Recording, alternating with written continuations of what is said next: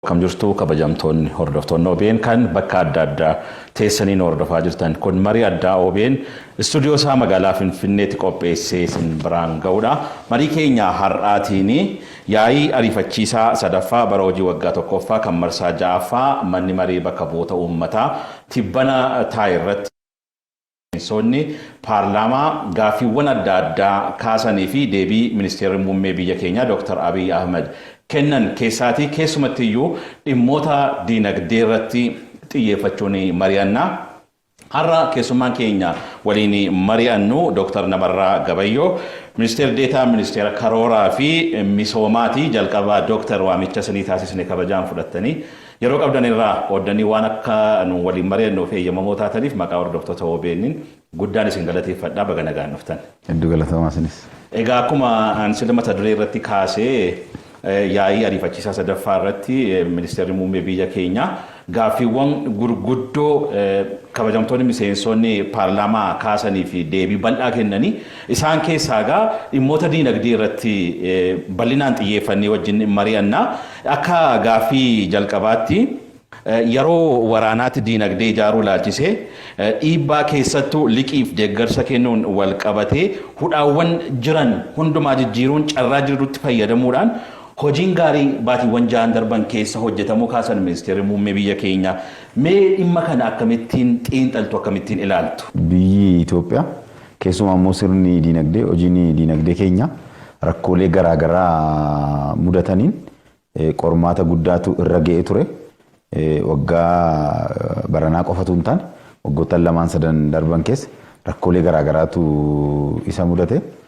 Inni dura rakkoo dhibee sirna diinagdee addunyaa mayyuu miidhe dhibee koronaa ture. Dhibeen koronaa kun nutis diinagdee keenya kan biyya Itoophiyaa haga tokko sadarkaatti miidhetu ture. Keessumaa bara bajataa bara 2012 akkasumas immoo bara 2013 rakkoo sana keessa turre jechaadha.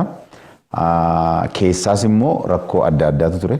Keessumaa rakkoolee ta'an keessaati rakkoo waraanaa wajjin wal qabate gaaffii ummati gaafatte wajjinis kan walitti hidhatu bifa adda addaadhaan lola garaagaraa yookaan immoo konfliktii ka jennu konfliktii garaagaraatu biyya keessa ture. Keessumaa immoo kan irraa hamaa ture kaaba biyya Itoophiyaa keessatti rakkoo hamaa humna biyya diiguu barbaaduun humna TPLF'n rakkoo hamaa uumameen mootummaan biyya irratti rakkoon hamaa akka hin geenyeef biyya tiksuu irratti hojii guddaadha kan hojjetamaa ture. So yeroo lolli jiraatu akkasii keessa sirni diinagdee hedduudha kan inni miidhamu bifa adda addaadhaan ilaaluu dandeenya. Kallattiidhaan qabeenya barbadaa'u jira. Karoora misoomaa qabatte akka karooraatti deemuu dhabuurraa yeroo tokko afaan Oromoon akka maal akka jedhu hin beeku resource misallocation karoora hojii misoomaa tokkoof maallaqa qabattu gara biraatti gootee itti fayyadamu haala akkasii keessaa rakkoon diinagdeetti dhufu yeroo waraanni lolli jiraatu jechuudha. So war economy ka jennu haala akkasii keessatti kan ilaalamudha. Haa ta'u iyyuu malee immoo wanti baay'ee namatti tolu akka itti lolli kun gaggeeffameef akka itti sirni diinagdee yookaan hojiin misoomaa waliigalaa sadarkaa naannoo irratti sadarkaa biyyaalessaa irratti gaggeeffame kabajamoo muummichi ministeeraas kan isaanii gajjabeessanii ergaa dabarsan maali waraanuma gaggeessuun isaaniinis dabalatee jechuudha kabajamoo muummicha ministeeraa warri immoo hojii misoomaa hojjetan hojii misoomaa irraa utuu qalbiin isaanii yaadni isaanii hin miidhamin akka sanaan akka hojiin gaggeeffamu godhame war economy jennu iyyuu malee diinagdee lola keessa jiru yookaan immoo diinagdee waraanaan hubame hajennu iyyuu malee bu'aaleen yookaan raawwiin misoomaa raawwiin diinagdee ji'oottan ja'an darban argamsiifame akkasumas akkan silasiin jedhe waggoottan lamaan darban argamsiifame baay'ee wanna nama jajjabeessu. So icitiin kanaa guddaan akkuma sila jedhe akka itti nuti qonna keenya gaggeessine akka itti nuti gabaa keenya gaggeessine gabaa keessumaa immoo gabaa ekspoortii akka itti nuti dhiibbaa liqii biyya alaarraa nutti dhufe ilaalchisee biyya keessatti sagantaalee keenya tokko sirriitti prioritize godhachuu because wanni liqii kana wajjin wal qabatee jiru home grown economic reformiin iyyuu liqii biyya alaarraa dhufan kana tasgabbiitti tolchuu disipiliiniitti tolchuu irratti hojii gurguddaadha kan hojjetamaa ture. Haa ta'u iyyuu malee dhugaadha lola kana wajjin wal qabatee maallaqa kanaan dura committed ta'an bifa gargaarsaan bifa liqaatiin bifa adda addaan tutturan kanarratti dhiibbaa ture ilaalchise biyya keessatti sagantaa ofii prioritize godhachuu waa'ee misoomaa yeroo hundumaa karoora kee prioritize godhachuudha qabda. Isa kamtu dursuu qaba, isa kamiin booda gochuu qaba kan jedhuun sirna akkasiidhaan gaggeeffatteennaan maallaquma doolaaraa yookaan immoo maallaquma kaan risoorsii makaan iyyuu xiqqoo qabdu keessatti akka sanaan gaggeeffachuu dandeessa jaateef hojiin guddaan hojjetame bifa poolisii maallaqaaniiti, poolisii taaksiidhaan yoo ilaalle wanni guddaan hojjetame naamusa yookaan immoo disipiliinii sirna diinagdee dhaanitti godhame jaateef bifa sanaan utuu rakkoon hamaa diinagdee irratti hin mudatin akka sanaan keessa darbamuun akka sanaan carraa jirutti akka sanaan fayyadamuun danda'ameera jechuudha. Tole egaa kan biraa dooktar baatiiwwan ja'an darban keessatti egaa akka ammas hin kaastanii yeroo biyyi waraana keessa jirtu walitti bu'iinsi jiru hongee dabalatee dhibeen koronaa jiru kanatti galii karoorsuu yookaan immoo galii sassaabuuf karoorfame birrii biiliyoona 100 biiliyoona 85 tuqaa ja'a keessaa naannoon parsantii 92 birrii biiliyoona 100 biiliyoona 71 tuqaa 3 sassaabuun danda'ameera jedhan ministeerri muummee. Mee kana akka keessattuu yeroo rakkoo kana galiin karoorfame kun sassaabamuunsaa guddina diinagdee sila jechaa turre guddisuu keessatti ariifachiisuu keessattuu qooda akkamii qaba muuxannoo akkamiitirraa argame kanarraa? Yes, suni waan gaariidha. Nageenyummaa sirna diinagdee tokko wanni ittiin ilaallu keessaa tokko humna mootummaan galii sassaabuu qabuuniti argamsiifama. Kun immoo yeroo lolli jiru keessatti yeroo baay'ee tiyooriidhaan isa ta'u muuxannoo garaagaraa yoo ilaalle ekspiriyansii biyyoota garaagaraas ta'uu danda'a. Yeroo baay'ee mootummaan lola keessatti humni inni galii funaanuudhaaf qabu baay'ee tokkodha kan inni gadi bu'u. Haa ta'u iyyuu immoo haga karoorfanne deemuu dadhabnu iyyuu sunis immoo karoorarraa parsantii 92 jechuun baay'ee raawwii guddaadha. Innis immoo seektaroota tokko tokko seektaroota qofa osoo hin taane naannolee bakki itti waraanni ta'e keessatti funaanuu dadhabuun galii mootummaa funaanuu dadhabuun akka sanaan ilaalamuu danda'a. Haa ta'u iyyuu malee wanni guddaan maal waggaa barreen gaddaarra waggaa isa dura tureerra gaafa laallu guddinni galii mootummaa ka'amma lakkoofsanaatis tutti gara biiliyoona 186 akkasiidha karooraan kan ture gara 171 biiliyoona 171 sassaabuu danda'uun waan guddaa dubbii masila jedhee karooratu xiqqaate moo yeroo rakkoo kana keessa moo hojimaata duraan ture qisaasama kanaan ture sirna galiitiin sassaabantu fooyyee jedhanii kaasuun hin danda'ama. Yeroo kana keessa akkamitti milkaa'inni kun argama? Kanaaf insi kaase karooraa wajjin qofa laaluun gaarii hin ta'u.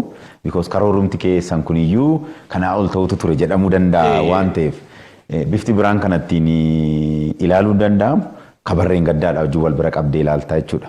Kabarreen gaddaa wajjin wal bira qabnee gaafa laallu bara bajataa 2013 dhaaf bara bajataa 2014 kana keessa ji'a keessatti galii nuti funaanuu dandeenya akka mootummaatti guddinni isaa dhibbantaadhaan 15 jechuun guddaadha jechuudha.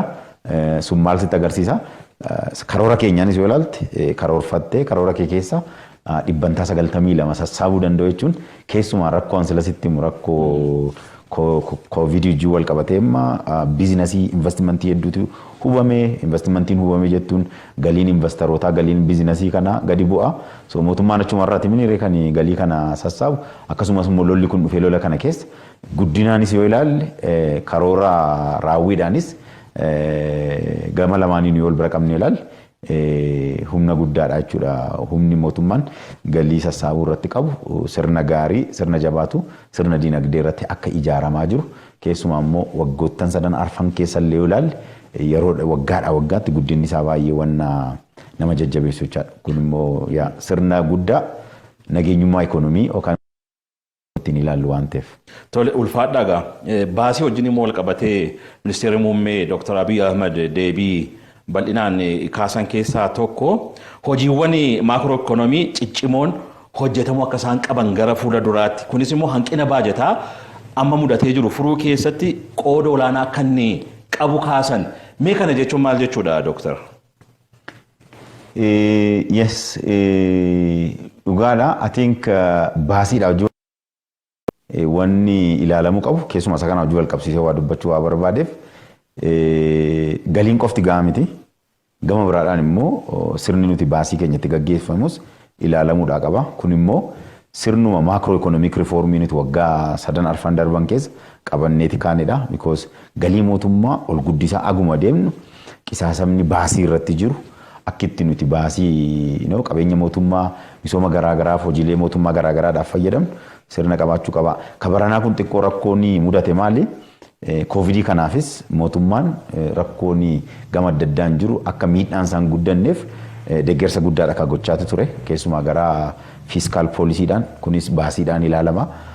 Kan biraan immoo lolli kunis lola miidhaa hamaa kanaan ol qaqqabsiisuu danda'u hambisuun kan inni danda'ame mootummaan bifa sanaan hojii karoorfateetti adeemuudhaan baasiin karaa sana nutti dhudhufes hedduu guddaadha jechaadha. So baranattiin baasiin mootummaa yookaan immoo government expenditure akka jennu waggaa darbe wajjin wal bira qabnee gaafa laallu hedduu guddate. So inni kun garaagarummaa jiru akkamittiin kan galiif kan baasii gidduu jiru kana akkamittiin guutuun danda'ama? Exactly, yes, yeah. So sanamma wanni guddaan itti of eeggannoo jabaani godhame barana maali? Bifa lamatu jira, bifa gurguddaa lamatu akkitti fiscal deficit yookaan immoo garaagarummaa galiidhaa fi baasii gidduu jiru akkamiin manage gochuun akka danda'amu ilaalchisee jechuudha. Kanaan dura barsiifanni guddaan ture maallaqa dheedhii baankii biyyoolessaarraa National Bank of Ethiopiaarraa kallattiidhaan mootummaan direct transfer ka jennu fudhachuudhaan itti akka godhame barsiifanni akkas akkasii. Inni kun dhiibbaa adda addaatiif fila dinagdee keessatti keessumaa amma qaala'insa gatii irratti dhiibbaa guddaa waan qabaatuuf gama sanaan of eeggannoo guddaadha akka godhame.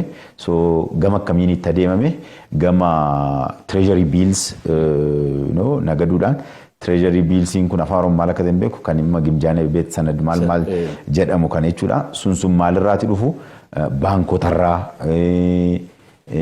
yookaan immoo qusannaa penshiinirraati wanni akkas akkasiirraati mootummaan liqeeffataa jechuudha. Mootummaan kan kana liqeeffatu bifa dhala gabaarratti baankotarratti murtaa'een godheetiti liqeeffataa jechaadha. So kun amma kallattiidhaan maallaqa dheedhii gara ikoonomiitti galchuus waan hin taaneef dhiibbaan inni dinagdee irratti bifa neegamneem unintended consequences kan hin qabaatu jaateef bifa sanaaniti of eeggannoo guddaatu godhame jechuudha. Because bifa akka biraanis ilaalamuu kan danda'u akka addaatti ilaalamuu qaba. Baasii war economy dinagdee waraana keessa jiruuf baasiin waan hin oolle jechaadha. Baasii kana garuu akkamiin manage goona kan jedhu irratti hojii gurguddaatu hojjetame. Kunis immoo homegrown economic reform keessatti waanuma qabannee jalqabarraa tulolli kun iyyuu dhufinitti hojjetamaati jiru jaateef sirna jajjabaatutu karaa sana karaa sirna imaammata maallaqaa keenya monetary policy fiscal policy kakkana sisirreessuu irratti hojii gurguddaatu hojjetamaa ture jaateef bifa sanaanittidha kan madaalchisaa deemamaa jiru. Madaalchisaa deemameeyye.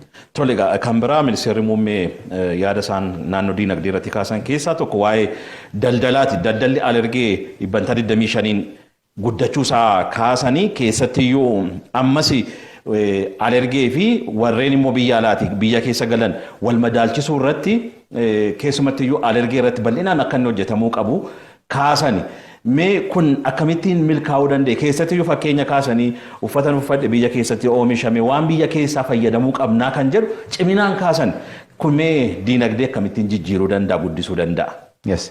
Wanni guddaan akkuma riifoormii waliigalaa waggaa 3 waggaa 4 darban keessa hojjenne karoorri waggaa 10 keenyas nagada ilaalchisee jechuudha. Keessumaa trade balance ka jennu jechuudha. Ka biyya alaatti erginuu fi ka biyya alaarraa galchinu export and import ka jennu kana isaan kana ilaalchisee al'eessii keenya exportii keenya guddisuudhaa qabna ka jedhu murannoo guddaadhaaniti hojiin hojjetamaati ture. Bifa kan biraadhaanis kan alarraa galchinu kan ammoo oomisha biyya keessaadhaan bakka buusuudhaa qabna ka jedhu jechaadha. Amma achirrattidha dubbiin isaanii baay'ee gajjabeessanii sirraa kaasan. Inni guddaan ekspoortii keenya ilaalchisee akki nuti itti ekspoortii keenya gaggeessaa jiru bifa kanaan dura hin beekamneen kan lola gaggeessu lola gaggeessaa, kan ekspoortii gaggeessu ekspoortii gaggeessaa, kan diinagdee sektara biraa gaggeessu akka sanaan godhamuun bu'aa guddaan inni argamsiise keessaa tokko ekspoortii irrattidha. Amma ekspoortii keenya yoo fudhannee kan waggaadhaa waggaatti dhufaa jiru kanas yoo ilaalle ekspoortiin biyya Itoophiyaa biiliyoona 3 darbee hin beeku. Waggoota hedduudhaaf waggaa barreen gaddaati bara 2013 doolaaraanii qabdi doolaara 3.6 biliyoona jechuudha. Biliyoona doolaara amma sana argamsiisuu danda'uun waan guddaati jechaadha suni. Sunis akkuma sila kaasuudhaaf kaale galii mootummaan akka nageenya diinagdee tokko argamsiisu ekspoortiin immoo sanaa ol diinagdeen tokko nagaa ta'uusaa gaggeeffamuu danda'uusaa kan argisiifamu keessaa tokko ekspoortiidha jechaadha. Baranas yoo ilaalle kabarreen gaddaa jechuudha. Kabarreen gaddaam waggaa duraarra gara parsantii 20% guddate kabaranaas amma ka ji'a ja'a qofa yoo ilaalle kanuma barreen gaddaa guddaa jennurra yoo amma guddate barana yoo xiqqaate biliyoona 4 doolaara Ameerikaa jechuudha argamsiisuu danda'amuudha qaba jedhamee akka sanaaniti hojiin irratti hojjetamaati jira jechuudha. Gama sanaan baay'ee waan gaariidha kan hojjetamaati. Karaan immoo trade balaansii eeguudha qabna jaateef ka biyya alaarraa binnee galchinu kan ammoo inni duraa disipiliiniidha naamusa. Because wantoonni baay'ee nuti biyya alaarraa binnee galchinu kun sirna diinagdee yookaan immoo hojii misoomaa biyya keenyaadhaa wajjin wal qabsiifame kamtu prioritize godhamuudhaa qaba kamtu dursi kennamuudhaa fi qaba ka jedhu irratti hojii gurguddaatu hojjetamaati jira. Gama sanaan waggaadhaa waggaatti hir'isamaadha kan dhufame jechaadha. Amma yeroo darbees kan isaan kaasanii guddateera kan isaan jedhan maallaqaan yeroo tilmaamamudha. Maallaqaan yeroo tilmaamamu qooshee akka ol jechuu. Sunis immoo hammi nuti qodaa nuti biyya alaarraa binnu baay'atee utuu hin taane maallaqaan kan nuti binnu biyya alaarraa gatiin global prices akka maleetidha kan isaan guddatan. Achi keessaa amma importii sana keessaa kan ilaalu gatiin nadaajii kan boba'aa baay'ee guddate. Sun amma baay'ee maallaqaan nutti dabaleera. Hammi nuti binne hin daballe haga sana jechaadha. Kabiraan immoo xaa'oo. Amma gatii xaa'oo yoo fudhanne gatii dhumti yuuriyaa qofa yoo ilaalle ji'a muraasa keessatti waggaadhuma tokko keessatti parsantaa 100 oli kan inni guddate gatiin isaa jechaadha. Inni kun maal godhaa impoort biilii keenya yookaan immoo maallaqa nuti doolaaraan kaffallu osoodhuma hammi nuti binnu hin dabalin iyyuu akka maleetitti guddate jechaadha. Sana immoo akkuma sila kaase rakkoo koovidiidhaa wajjin wal qabate sirni diinagdee addunyaas gatiin addunyaa global prices akka malee ol kaa'atee jiru jaateef bifa sanaan wal bira qabanii ilaaluun barbaachisaadha. Kan jedhu akka sanaan kee wanni guddaan garuu ammallee ekspoortii keenya. Ekspoortiin keenya yookaan shaqanni nuti biyya alaatti erginee nagannu kun akka malee bifa amma qabamee waggoottan muraasa fuula keenya dura jiran keessatti hojii gaariin hojjetamuudhaan abdii guddaatu jira. Abdii guddaa jira. Yes, amma qonna irratti hojii nuti hojjennu kun albuuda irratti hojii nuti hojjennu kun industirii gubbaa irratti amma kan isaanii fakkeenya kaasan kun amma import substitution yookaan immoo gatii maal kun mi'a biyya alaarraa binnu oomisha biyya keessaan bakka buusuu ka jedhamu amma uffatumaaniifati uffannu kana faati jechaadha. Kana kanallee amma gabaa biyya keessaadhaan bakka buusaa gaafa deemnu isamman sila siin jedhu biyya alaarraa import biilii yookaan immoo doolaara nurraa eegamu biyya keessatti hin qusannaa jechuudha.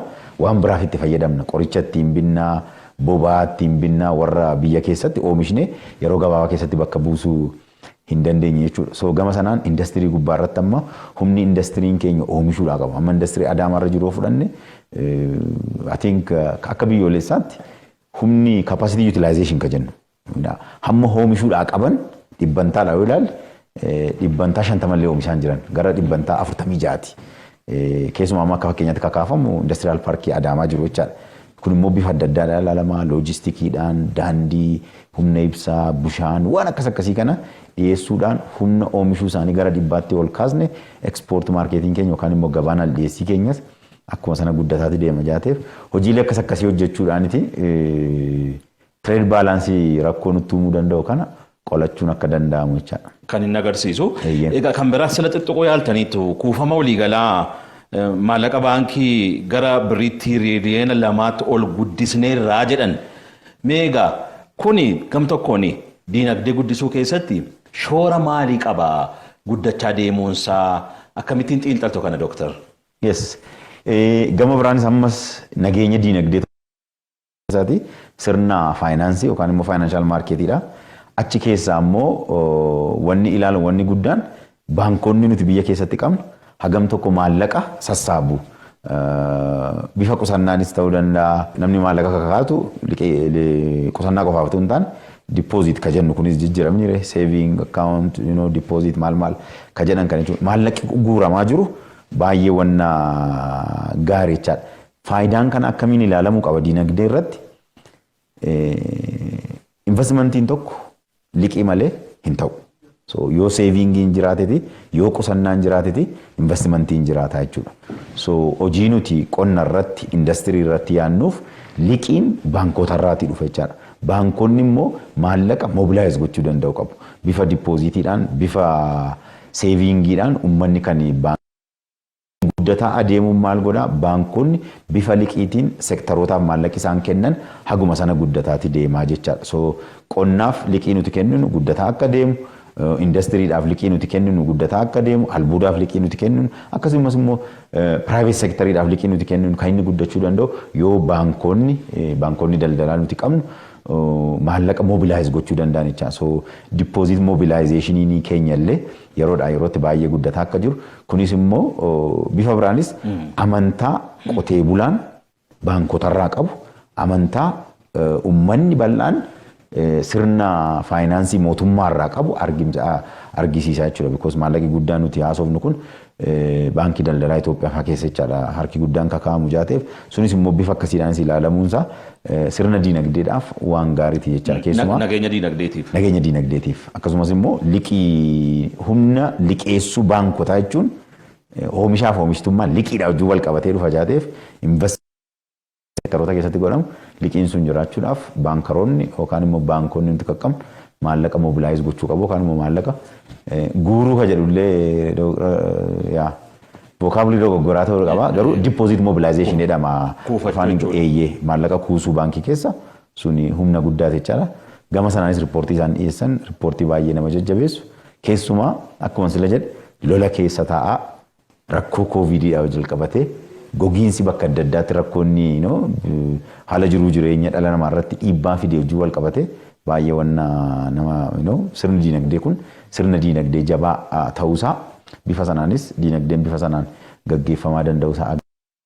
Biraagaa Dooktar Ministeerri Muummee biyya keenyaa waan isaan kaasan inni guddaan dhimma hannaa fi malaammaltummaan wal qabatu. Keessumattuu deebii cimaa kennan Ministeerri Muummeen gama kanaan hojii misoomaa ammam yoo hojjenne diinagdeen ammam yoo guddate hanni keessa jiraannaan eessa gaamuu hin danda'u. Kun immoo guddina diinagdee danquu biyyallee diiguu danda'a jedhan. Warra kanaanis maal jedhanii birrii kanan kuufattu malee hin nyaattanii. Abbootiin qabeenyaa kan hin jedhamne namoonni dhuunfaa tokko tokko hooggantootuma olaanoo gowwomsuu fi ajajuu barbaadu jedhan. Kummee dhiibbaa akkamii fiduu danda'a diinagdee fi guddina biyya keenyaa irratti deebii isaan kennan kan akkamittiin nu ilaaltu? Baay'ee waan gaariidha. Bifa tokkoon bu'aa diinagdeen keenya argamsiisaa jiru hoggansi murataan hoggansi baay'ee murannoodhaan halkanii guyyaa hojii hojjechuudhaan bu'aa gaarii dhufaa jirudha. Sadarkaa biyyaalessarraa kaasee haga naannootti. Kun tikfamuudhaa qaba. Kana guddifachuu danda'uudhaa qabna. Amma nuti haaluma Itoophiyaan keessa jirtu keessatti ekspoortiin keenya gabaan al dhiyeessii yookaan doolaarri nuti midhaan biyya alaatti nagaduudhaan argannu kun biyya Itoophiyaadhaaf biiliyoona 3.6 haasa'uun qaaniidha. Biyyoonni akka keenya guddoo ta'an ummataanis diinagdeedhaanis kanaa ol kan isaan gochaa jiran jechaadha. Kanaa ol hojjechuudhaa qabna. Kanaa ol godhamuudhaa qaba. Kun immoo gaafa goonu kana tikfachuudhaa qabna. Bu'aa kana bifa hannaan bifa malaammaltummaadhaan wantoota dhufan irratti hojiin guddaan hojjetamuudhaa qaba. Dhugaadhaa I think nuyiif Itoophiyaanotaaf rakkoon hannaa rakkoon malaammaltummaa saayinsii miti. Mootummaa guddaa biyya kana keessatti sodaatamaa ba'e waggaa 27f biyya gaggeessaa ba'e kan nyaate kan bal'eesse har'ammaa haala isaanitti jiran kanaan kan qaqqabsiise garaagaraa jiran keessaati rakkoon inni guddaa waa'ee hannaa fi malaammaltummaadha. keessumaa immoo namni tajaajilaa uummataa ta'ee aangoo qabatee biyya gaggeessu tokko sirna kana baay'ee irratti hojjetuudha qaba jechaadha. Waan kana kaasaa jijjiirama waggaa 3 arfan kana keessa dhufan keessa waa'een hannaa, waa'een malaammaltummaa, waa'een uummata tajaajiluudha wajjin wal qabatee jiru rakkoo hamaa paartii badhaadhinaa irrattis bulchiinsa kana irrattis rakkoo hamaatu dhufaa jira. Kanaafitidha gaaffiin akka sanattis paarlaamaa sana keessatti ka'e so nuti kollektiivili yookaan immoo waloodhaan hooggansi sadarkaa garaagaraa irra jiru akka sanaan itti adeemamuudhaati ka qabudha kan isaan kaan jechaadha. So the moral story isaa kana akka sanaan hin gaggeessu taanaan hin dandeenyu maa ta'e har'allee haati hiyyeessaa hedduun naannoo irra ka jirus akka sana ilaaluu danda'ama. Magaaluma Finfinnee keessa jettu keessatti illee tajaajilli uummataa tajaajilli uummati argachuudhaa qabu sana wajjin wal qabatee immoo warri amma akka kaastummaa warri abbaa qabeenyaadha jettu magaalaa kana keessa yookaan immoo gara daddaanis jiru haalli ittiin isaan mootummaadhaa wajjin yookaan immoo hooggansaa wajjin hidhata qaban kun sirna baay'eetu jijjiiramuu qaba biyya kana keessatti. Because wanni baay'een isaa waan kaleessaarraa waan dhufe jaateef kun immoo halkanuma tokkotti sirreessitee waan hin dabarreef sun sirriitti irraa hojjetamu. Tarsiimoo fi karoora waggaa kan waggaa 10 kan waggaa 5 karoorsaa jira ministeerri keessan gama guddina diinagdeetiin yeroo inni karoorsu kana miidhaan naannoo kanaan hannaan yookaan immoo malaammaltummaadhaan guddina diinagdee kana danqu yoo jiraate tarsiimoo akkamiin keessa ba'uufme akka karooraatti kaawwattanii jirtu simmataan keessame akkamittiin ilaalama dhimmi kun guddina diinagdee agas miidha yoo ta'e akkamittiin immoo furmaata argachuu qaba. Yes, kun baay'ee gaaffii gaariidha. Wanni achi gara sanatti iyyuu deemuuf ture. Wanni guddaan maal amma yeroo baay'ee kan ilaalamu sirna jijjiirtu taateennaan sirratuu hin danda'u rakkoon kun. Sirna gaafa jennu immoo maal jechuudha? Akka ittiin hojii misoomaa gaggeessinu sirreeffamuu qaba. Fakkeenya tokkoon sii kaasa. Keessatti maallaqa guddaa kan dhangalaasu mootummaadha. Investimentii dhuunfaa miti. Investimentii karaa mootummaa godhamu jechuudha. Piroojeektii garaagaraatu godhama. Piroojeektoonni kun piroojeektii garaagaraa daandii haa ta'uu, jallisii, ijaarsa garaagaraadhaan construction infrastructure kan jennu jechaadha. So maallaqa hedduudha gara diinagdee kanaatti kan dhangala'u.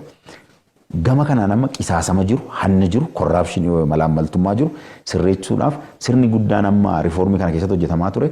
Piroojeektoonni misoomaa akka kanaan dura murtaa'an hin murtaa'an amma gama keenyaan yoo ilaalte karoora waggaa 10 keessatti piroojeektiileen misoomaa hojjetamuudhaa qaban maal jenneeti baasnaa jechuudha. Isaan kana utuu isaan gara faayinaansii hin deemin osoo isaan gara maallaqaa deemanii investimentiin isaanii hin jalqabin dura qorannaan guddaa godhamuudhaa qaba. Appraisal ka jennu jechuudha. Piroojeektoonni kun piroojeektii sirriidha moo misooma keenyaaf hagam tokko fayyadu hin fayyadanii. Akkamiinis immoo goonee piroojeektiilee misoomaa garaagaraa wajjin walitti qabnee gochuu danda'uudhaa qabna ka jedhu. Piroojeekti konseptii ma kun piroojeektoonni utuu gara maallaqaan deemin dura appraisaalii sirriinsaa piroojeekti appraisal ka jennu jechuudha. Sirriitti qoratamuu qabu, sirriitti xiinxalamuudhaa qabu. Sana keessas immoo piroojeektoota prioritize gochuu qabna. Duraa dursa isaanii eeggannee sirreessuudha. Kanaaf sirna guddaa labsiin sadarkaa biyyaalessaa irratti haaraan ba'ee haga sanaanitti gaggeeffamaa jechaadha. Kanamma fidanii akka haga toora keessa galchanii sirnaan sirreessaa deemanitti yeroo fudhatuudha mala ta'a. Bifa akkasiidhaan ka jijjiirtu jechaadha. Bifa faayinaansiidhaanis sirna akkasii immoo naannoo irrattis gadi bu'uudhaan hojjetamuudhaa qaba. Akkasiin. Inni kan biraan garuu karaa olaantummaa seeraas hojiin hojjetamuu qaba. Dhiyaatan warruma malaammaltummaadhaan hannaan himatamantu injifatee galaba maallaqa kennanii jechuun maallaqaan tajaajilli bitamaa jira. Kun ammaa xinnoo ishee diinagdee kana miidhuu keessatti ministeerri muummee sadheeffatanii kaasan naannoo kanatti waan ta'eef fala isaa irratti maal ta'uu qaba kan jedhu sirriitti nuu xiinxaltanii dooktar. Wanna kan akkuma sila kaasuuf kaase kan biraan karaa olaantummaa seeraa ilaalchisee olaantummaan seeraa keenya haga ammarra jiru irraati ol ka'uudhaa qaba. Kunis maali? Ija seeraatti haqaaf namni hundumtuu wal qixa. Sana keessatti hundumtuu toora seeraa sirna seeraa eegamee ilaalamuuti qaba jechuudha. Akkuma jettee dhugaadha warri humna qaban maallaqa kaffalanii olaantummaa seeraa jabsuu yerootti yaalamutu jira bifa adda addaadhaan. Warris immoo malaammaltummaa keessatti argaman, hanna keessatti argaman yeroon isaan hin kasasamin I think dubbiin muummichi ministeeraa jedhanii abbaan qabeenyaa hoogganaa mootummaa uummata tajaajiluudhaa fi aangoorra taa'e ajajuu barbaada jedhan humnoota akkas akkasii ta'a. Kun immoo biyya sirni jabaan ijaaramne keessatti rakkoo hamtuudha. Kun rakkoo Itoophiyaa qofa miti. Biyya sirni demokiraasii sirni haqaa jabaan hin ijaaramne keessatti masmarri yookaan tajaajilaan uummataaf abbaan qabeenyaa gargaritti ba'u sirna qofaan itti gaggeeffamu haramaati jira gara sanatti adeemaati jirra. Garuu immoo yeroo ce'umsaa kana keessa rakkooleen akkas akkasii inuma mul'atu. Wanni guddaan garuu murannoo muummichi ministeeraa qaban akka paartiittis paartii reefuu filannoo biyyoolessaa moo'ee mootummaa ji'a muraasa keessatti qabate jaateef wanni guddaan jalqaba isaan mootummaa yeroo ijaaramus jedhan waan kanatti furmaatan goona. Keessattis amma korri gaggeeffamuudhaaf jedha. Kora keessattis gama paartii siyaasaanis wannoonni sirratan hin jiru jechaadha. Kana miniiree kan isaan dubbatanii walgahii gubbaa irrattis bifa akkas akkasiidhaan qalbiidhumaan bifa sirna eeggateen sirna madaalawaa ta'een ijaaraa adeemu. Egereen biyya kanaa garuu bifa sanaan yoo gaggeeffamte malee uummata tajaajiluun uummataa fi itti fayyadamaa misoomaa gochuun hin danda'amu. Gandarraa naannoo haga federaalaatti jechuudha. Kanaaf immoo wanni guddaa nuti abdii irra godhachuudhaa qabnu sirna jabaa ka sirni nama nyaatu ka sirni nama tufu jechaadha. Sirna ijaartu keessatti yeroo ati dogoggortu ka sirni si tufu yeroo ati immoo waan gaarii hojjettu ka sirni ol si kaasu sirna akkasii ijaarte malee hin dandeessu. Kun immoo rakkoo biyya Afrikaa hudhee qabee jiru jaateef nuti immoo jijjiirama kana keessattis akka waan guddaatti hojiin hojjetamaa jiru isa kana jaateef gama sanaan murannoon hooggansaa murannoon paartii murannoon mootummaa jabaa waan ta'eef sanuma jabeessanii utoo abdiin kutatiin sanarratti hojii hojjechuu jechuudha. Because lolli hanna irratti malaamaltummaa irratti godhamu lola laayyoo miti jechaadha. Abaluddoodhaa kaasanii iddoo buusuu miti wantichi akkasii waan sirratu miti. Inni kun achumatti waa jijjiiruu mataa jechaadha. Inni guddaan sirna jabaa ijaarrachuu sirna imaammata maallaqaa keenyatti gaggeessinu imaammata piroojeektii misoomaa keenyatti gaggeessinu imaammata immoo ittiin tajaajilamuu uummataadhaaf uummanni tajaajilamuu dhabuusaa akka itti nuti to'annu sirna jabaa qabaachuu qabna jechuudha. Bifa sanaan akka sanaan ta'uudhaan waan qabuuf. Tole kan biraagaa waggoottan 27 darban keessaa keessumatti dinagdee biyya kanaa hudhee ajjeesee kan ture dhimmoota piroojektootaati. Keessattuu piroojeektiiwwan gurguddaa meegaa piroojeektii jedhaman ministeerri muummee deebisaan dheengaddaa deebisan keessaa tokko raawwiin piroojektootaa keessattuu gama shukkaaraatiin kan balas kaasanii oomo 1.5 raawwiin isaanii gaarii ta'uu fi warri kaanis sirnaan jijjiiramaa hojjetamaa akka isaan jiran kan hidha haaromsa guddicha laga Abbayyaas kaasuun hin danda'amaa jechuudha. Mee naannoo piroojektootaa kana irratti sirreeffamni taasifamu guddina dinagdee biyya keenya ol kaasuu keessatti akkamittiin ilaalama? Wanni guddaan amma waggaa lamaan sadan kana keessa nuti akka mootummaatti hedduu mooraalii namaa kennu hamilee namaa kennu guddaan tokko yoo jiraate sirni nuti itti piroojeektii gaggeessuudhaaf qabanne kun raawwii piroojeektoota misoomaa gaggeessuudhaaf qabanne kun baay'ee waan gaariidha. Isa kana jabeessu amma sila wanna hanna walitti qabeessii kaasu sirna nuti ittiin piroojeektii misoomaa gaggeessu nurraadha. Wanni hamaan nutti dhufe jaateef sana ilaalchisee amma piroojeektii misoomaa jalqabne tokko xumuruudhaa qabna ka jedhu biyya Itoophiyaa keessatti aadaa baratame miti kun waan barsiifatame miti. Waa jalqabuu malee nan xumura jedhamee hin yaadamu jechuudha. Amala isaanii immoo piroojeektii misoomaa defined time period qaba. Yeroo muraasa keessatti fixa. Piroojeektii waggaa 3 taanaan waggaa 5 taanaan bifa gaarii ta'een qorattee hojiitti galchitee bifa sanaan xumuruudhaa qabda jechuudha. Amma waggaa 3 kana keessa piroojeektoota haaraa kan kanaan duran jalqabamiin kaka'umsa muummicha ministeeraanis kaka'umsa qaamolee mootummaa garaagaraan naannoo irrattis hojjetaman xumuramanii yeroo isaan gara hojiitti galan hedduutu jiru jechuudha. Isaan kun warra diinagdee utubee qabu jechaadha. Qonna irratti yoo fudhanne amma qonni keenya oomisha guddaa argamsiisuun gama piroojeektiidhaanis hojiin hojjetaa jiru wajjin wal qabateeti dhufe jechuudha. Jallisiis jechuu dandeenya bittaa garaagaraa dhiyeessii galtee qonnaadhaaf ta'u sasa ilaalle jechaadha. Wanni guddaan garuu kan isaan amma yeroo darbe kaasuudhaaf yaalan keessaati waggoottan 27 darban kana keessa hida hamaadha kan nutti dhufe nuti. Piroojeektiilee jalqabamanii akka kanatti qisaasama hama keessatti biyya naqan jechaadha. Isaan keessaa amma hidhaa laga Abbayyaa isa tokko jechaadha. Hidhaan laga Abbayyaa akka inni itti gaggeeffame akka inni itti waggaa 3 kana keessa gaggeeffame piroojeektii already kana booda lafaa ka'uu hin danda'u jedhame akka sanaan xumuranii amma torban darbe marsaa jalqabaa oomisha humna ibsaa marsaa jalqabaa jalqabuunsaa waan guddaati. Piroojeektiin kun piroojeektii guddaa sadarkaa Itoophiyaatti sadarkaa Afrikaatti illee piroojeektii baay'ee walxaxaa ta'e kompleeksii ta'e akkasii kana maallaqa galtee simmintoo isa ta'u maal raayyaa ittisa biyyaarraa jalqabee haga muummicha ministeeraatti hojiin kun kan inni hojjetame jechaadha. Akka sanaan godhaniitti adeemuun kun amma diinagdee keenyaaf waan guddaa jechaadha. Because humna ibsaa oomishuu danda'uun keenya dafnee waan kanarratti haga sanaan dhufe jechuudha. Kan biraan immoo sukkaara kaasanii sukkaara wajjin wal qabatee akkuma beeknu nuti qaanyii guddaan biyya Itoophiyaa kanarra jiru oomisha qonna biyya alaarraa galchuun keenya qaanyiidha nuuf. Isa kana oomisha biyya keessaatiin bakka buusuu danda'uun amma hojiileen qamadii gubbaa irratti hojjetaman bu'aa gaarii argamsiisuu jalqabaniiru. Waggaa lamaan sadan kana keessa jalqabaman. Warri sukkaaraa kana garuu fudhannee isaan iyyuu jedhamni namni biyyi tokko piroojeektii sukkaaraa ol fakkaatu 10 hojjedhe jedhee al tokkicha jalqabuun hin xumuru jedhee jalqabuu isaa hojii wal qixa. Because humni biyyi kun qabdu akkasii murtaa'aadha. Sana keessa toora wal qabsiistee prioritize gootee jalqabuudhaa qabama ture. Bifa sana keessa rakkoo adda addaa dhufe isa jalqabame garuu immoo qabeenya uummataa idaa mootummaa irratti dhufu jaateef fixuudhaa qabna ka jedhuun sirna qabsiisuudhaan tokko lama jedhamee isa kamtu dafee dhumuudhaa qaba.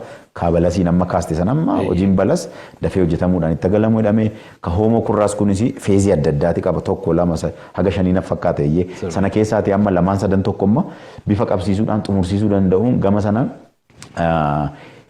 oomisha qonnaa biyya alaarraa galchinu oomisha biyya keessaan bakka buusna ka jedhamu import substitution kun bifa akkasiin hojjetamuu qaba jaateef sunis amma diinagdee irratti impaaktii guddaa qaba yookaan immoo bu'aa guddaati qaba jechuudha. Tokko doolaara biyya alaatti erguudhaaf deemnu kana nu hambisa. Kan biraanis immoo sirna diinagdee nyaataan of danda'u biyya keessatti hojii gaarii argamsiisa jechuudha. Karaa enerjii sila kaase piroojeektoota garaagaraa irrattis amma turizimii kana jajjabeessu. Wantoonni akka kooyishaa kan akka wancii bakka adda addaatti hojjetamaa jiru kun amma humna qabeenya uumamaa keenya sirna diinagdee akka inni utubu gochuudhaaf piroojeektoota akkasii piroojeektoota misoomaa akkasii hojjechuu irratti hojii gurguddaatu hojjetamaa jira. Wantoota waggoota meeqa keessatti hin hojjetamin illee akka haaraatti akka sanaan jalqabamanii hojjetamaatii jiru jechaadha. Kun amma bu'aa guddaati diinagdeedhaaf qaba jechaadha akka sanaan. Tole galatooma marii keenya gara xumuraatti finnaa ammas egaa diinagdeen biyyaa guddachaa jira. Bal'aa kennaniin dhimma diinagdeef xiyyeeffannaa guddaa kennanii jalqaba irratti kan isaan deebii bal'aa kennanii eegamee dooktar amma diinagdeen guddachuu qofa otoo hin taane tokko hiyyummaa dhabamsiisuu keessatti akkamittiin immoo jijjiiramni dhufuu danda'a amma qaala'insi gabaas hin mul'ata kana furanii walitti aansanii guddachuu keessatti faayidaa uummanni akka inni fayyadamu gochuu keessatti mee maaltu hojjetamuu qaba akka dhaamsaattis waan isin dabarsitan yoo jiraate fudhannee marii keenya xumurra. Dhugaadha wanni rakkoo hamaa biyya sirna diinagdee keenya qoraa jiru keessaa tokko qaala'insa gatiif qaala'insa jireenyaati. Kunis immoo hiyyummaadhaa wajjin wal qabatee waan dhufu jechaadha. Inni guddaan gadda sirriitti gajjabeessanii qaala'insa gatii ilaalchisee irraa dubbatan kan isaan kaasan sun akkuma jirutti wanni guddaan baruu biyya kana keessatti beekamuudhaa qabu maali? Afaan Oromoo maal akka jedhu hin beeku fundamentals waan jedhamu jira. Bu'uurarraa rakkoo biyya diinagdee keessatti dhalatu keessaati bu'uurarraa rakkoon sababni rakkoo sanaa maal kan jedhu sana hir'aallee deebi'uu hin qabne jechaadha. Because wantoonni fundamental ta'an bu'uura ta'an sun imaammataan deebi'uu jaateef imaammataan sirnaan yookaan immoo poolisiidhaan deebifama ijaateef. Amma wanni guddaan qaala'insa gatiidhaa wajjin wal qabatee dhufu of course galiin uummataa wal guddataan jiru. Fedhiin nuti waa consume gochuuf fayyadamuudhaaf qabnu ol guddataati dhufe humni oomishtummaa biyya keenya haga sanan turre. Rakkoon inni guddaan isa kanadha. Amma sana wajjin wal qabatee hojii waggaa lamaan sadan kana keessa jalqabame maali? Qonna. Furmaanni kana inni dhuma qonna. Qonna irratti oomishaaf oomishtummaa guddisuudhaan uummata keenya hiyyummaa keessaa uummata keenya galiisaa because galiin uummataa haguma ol ka'aa deemu humni bituu keetii gatii kabajaateef hojii guddaadha kan achirratti hojjetamaa jiru jechuudha. Amma qonni yoo fudhanne qonni keenya bifa addaadhaan itti adeemame waggaa lamaan sadan kana jechuudha. Kanaan dura iyyuu bifa hin beekamne. Nuti barsiifanne qonna roobaati. Qonni roobaa kun immoo ganna kagoonu jechaadha. Innumti kun iyyuu humna qabnuun itti adeemnee oomishtummaa keenya guddisaan turre. karaa imaammataa rakkoo garaagaraatu ture, karaa galtee dhiyeessuu irratti rakkoo garaagaraatu ture. Isaan kan amma sirreessuudhaan oomishaaf oomishtummaa kanaan dura amma lafa qonnaa keenya babal'isuu irratti karaa kilaasterii keessumaa amma naannoo Oromiyaa irratti hojiin hojjetamaa jiru isa kana jechuudha. Inni bu'uura the fundamentals ka jennu warra kana jechuudha. Suuratti amma hojii guddaatu hojjetame. Inni kun egaa isuma ganna rooba eegnee oomishnuullee humna oomishuu keenya guddisuudhaa qabna. Lafti nuti jalaati bittinnaa'ee jijjiru kun bifa kilaasteriidhaan walitti fiduudhaan humna uumuudhaan humna oomishuu uumuudhaan bifa sanaan amma oomishi qonnaa keenyaa hedduu guddataa jira. Kan biraan immoo baay'ee nama jajjabeessu even akka hooggansaatti illee hedduu humna namatti toru qonna bona keessa goonu jechaadha. Qonni nuti bona keessa goonu kun keessumaa amma barana marsaa lamaan jallisiidhaan ispeeshaalii bona keessa amma jallisii fayyadamuudhaan jiru waan guddaa jechuudha. Waggaa barreen gaddaadha. Kan amma humna guddaan itti galame wanni guddaan hojjetame waggaa barreen gaddaa amma gara hektaara 200,000 akkasiiti kan gara oomishaatti seensuun danda'ame. 200 hamma 300 lakkoofsa isaa sirriitti yaadachuu danda'a. Kan amma dhibbantaa dhibbaan guddisuudhaan akka karooraatti gara 600 amma barana 600 kan eegamu jechuudha. Kunis immoo kuntaala yoo ilaalle amma miiliyoona kuntaala 20-25 kan kanaan dura biyya alaarraa galchinu jechuudha. Inni kunis amma waa'ee hiyyummaa, waa'ee wabii nyaataa mirkaneessuu yookaan immoo nyaataan of danda'u maxxantummaa nuti agricultural import yookaan immoo oomisha qonnaa biyya alaarraa galchuu kana wajjin wal qabatee dhufu warra kana jechuudha. Warri bu'uura ta'anii ammas bifa adda addaan waggaa dhufus amma bona keessa kan oomishnu kana akkuma kana dabalaa hektaara 600 irraatii hektaara miiliyoona oomisha isaas immoo miiliyoona 20-25 irraatii gara 40-50 jecha akkasiin guddisaa gaafa deemu isa kanatu fandaamentaal jechuudha. Bu'uuraan waa'ee hiyyummaa, waa'ee galiin uummata keenyaa guddachuu, waa'ee qaala'insa gatii, qaala'insa jireenyaa akkasitti itti deebisaa deemne jechaadha. Warri kaani hannaa wajjin wal qabatee sirna daldala dadhabaa kan daldaltoonni garaagaraa bu'aa dhuunfaadhaaf jedhanii godhan ka oomishuu fi kan fayyadamu magaalaa keessa ka jiru sirnaan wal arguu dhabuun warra kanarrattis hojii gaggaariitu hojjetamaati jiru. Humni guddaan garuu qonna irratti industirii keenya irratti albuuda keenya irratti akka sanaan gochuudhaanitiin itti adeemamuudhaan itti furmaanni dhufa. Dhugaadha muummichi ministeeraas bifa adda addaadhaan amma for example karaa magaalaa keessatti amma daabboo kan amma daabboo oomishuu piroojektota garaagaraadha amma magaalota garaagaraa keessatti warri kukkunis amma jabaatanii itti fufuudhaa qabu. Haala kanaan itti adeemuu qabni. Waa'een qaala'insa gatiidhaaf qaala'insa jireenyaa itti fayyadamummaa uummanni hojii misoomaa irraa qabu kan mirkaneessinu gama kanaan ijaateef nutis immoo akka paartii badhaadhinaatti akka mootummaatti jijjiirama kana kan ittiin hooggannee dhufne kan uummataan ja'a dura filamnee mootummaa haaraa uumne itti fayyadamummaa uummataa mirkaneessuu uummata tajaajiluu ka jedhuun itti dhufame ijaateef akka sanaan fudhatamee waggaa 2 waggaa 3 kana keessatti rakkoolee garaagaraa biyyi kun karaa diinagdeedhaan qabdu hiyyummaas haa ta'u qaala'insa gatii qaala'insa jireenyaa irratti hojii gurguddaatu qabatamee jira. Wanni nuti qabannee bu'aa nuti argamsiisaa jirru murannoo hooggansi keenya qabuudhaa wajjin egereen biyya kanaa gaariidha. Hojii nuti sadarkaa federaalaa naannoo irratti hojjennu qonna keenya akka sana gochuu albuuda industirii turizimii irratti seektaroota garaagaraa irratti hojjetaa jirru kun at the end of the day itti fayyadamummaa uummataa mirkaneessuudhaa qaba jechuudha. Rakkoon guddaan mootummaadhaaf uummata walitti fiduu yoo jiraate uummanni hojii misoomaarraa kallattiidhaan itti fayyadamaa ta'uu danda'uudhaa qaba jaateef atiinki isa kanarratti abdii nuti qabnuu fi hojii nuti jalqabnee bu'aa gurguddaa argamsiisaa jirru kun badhaadhina nuti hin finnaa badhaadhummaa diinagdees haa ta'u kan kaanii akka sanaan mirkaneessina jennu kun murannoo akkasiin itti adeemamaa jira jaateef wanni karaa lolaa karaa rakkoo adda addaa biyya irratti dhufu kunis amma tasgabbii gaarii godhataa jira. Murannoo nuti biyya kana dimokiraateessuudhaaf qabnu daayaloogii goonoo marii goonaa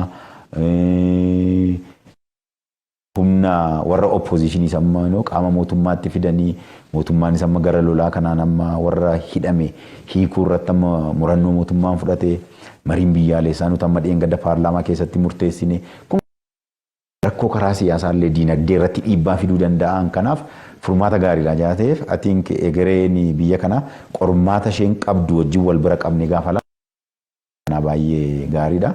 Qormaatonni sunis gama siyaasaanis gama diinagdeedhaanis furmaata argataati deemu uummanni keenyas adda hin dhabdade itti fayyadamaa sirna diinagdee kanaa ta'a jedhee. Deebii bal'aa ministeerri muummee biyya keenyaa Dr. Abiy Ahmed kabajamtoota miseensota mana marii bakka bu'ootaa irraa